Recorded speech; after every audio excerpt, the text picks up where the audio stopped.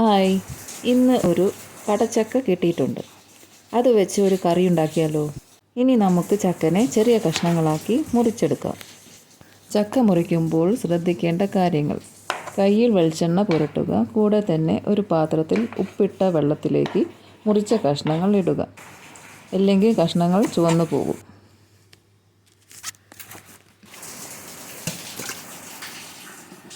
ചക്ക വൃത്തിയാക്കിയ ശേഷം ചെറുതായി നുറുക്കിയെടുക്കുക.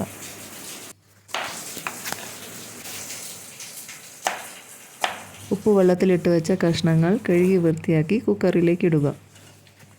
1/4 ടീസ്പൂൺ മഞ്ഞൾപ്പൊടിയും ആവശ്യത്തിന് ഉപ്പും വെള്ളവും ഒഴിച്ച് ഒരു വിസിൽ വരുന്നത് വരെ വെക്കുക. ഈ കറിയിലേക്ക് വേണ്ട ഇൻഗ്രീഡിയൻസ് എന്തൊക്കെയാണെന്ന് നോക്കിയാലോ? 4 സവാള, പച്ചമുളക്, 2 തക്കാളി, ചെറിയ കഷ്ണം ഇഞ്ചി. ഞാനൊരു മുറി തേങ്ങ ചിരവിയതാണത്. വറുക്കാൻ ആവശ്യമുള്ള സാധനങ്ങൾ ഇനി ഇതിലേക്ക് ഇട്ട് കൊടുക്കുക. ഒരു നുള്ള് കുരുമുളക്, പെരിഞ്ചീരകം, ഉലുവ, പച്ചമുളക്, കരിവേപ്പില, ചെറിയുള്ളി. വെളിച്ചെണ്ണ ഒഴിച്ച് തേങ്ങ വറുത്തെടുക്കുക. ഉലുവ ഒരിക്കലും അധികം കൂടരുത് കേട്ടോ. ഒരു നുള്ള് ഉലുവയും കുരുമുളകും പെരിഞ്ചീരകവും മാത്രമേ എടുക്കാൻ പാടുള്ളൂ. വറുത്ത് വെച്ച തേങ്ങനെ അടിച്ചെടുത്ത് കൊണ്ടുവരാം. പാത്രം അടുപ്പത്ത് വെച്ച് വെളിച്ചെണ്ണ ഒഴിച്ച് ഉള്ളി, പച്ചമുളക് 3ഉം വഴറ്റിയെടുക്കുക. ഉള്ളി വാടി വരാൻ വേണ്ടി കുറച്ച് ഉപ്പിട്ട് കൊടുത്തിട്ടുണ്ട്. ഉള്ളി അധികം ചുവന്ന് പോകണമെന്നൊന്നുമില്ല. നമുക്ക് കൂടെ തന്നെ പൊടികൾ ചേർത്ത് കൊടുക്കാം.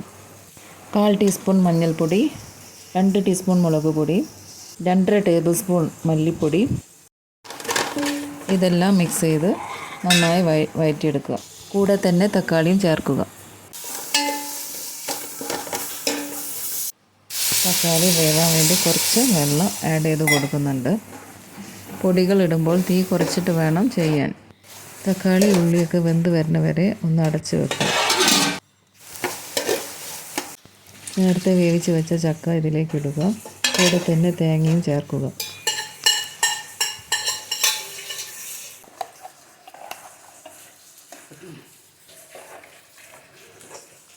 കറി ഇവിടെ നന്നായി തിളച്ച് വരുന്നുണ്ട്.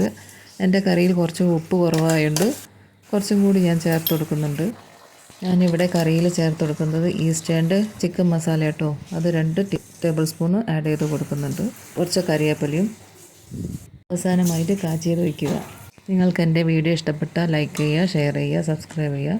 ചോറിൻ്റെ കൂടെ കഴിക്കാൻ ഏറ്റവും നല്ലൊരു കറിയാണ്. എല്ലാവരും ഇത് ട്രൈ ചെയ്ത് നോക്കുക.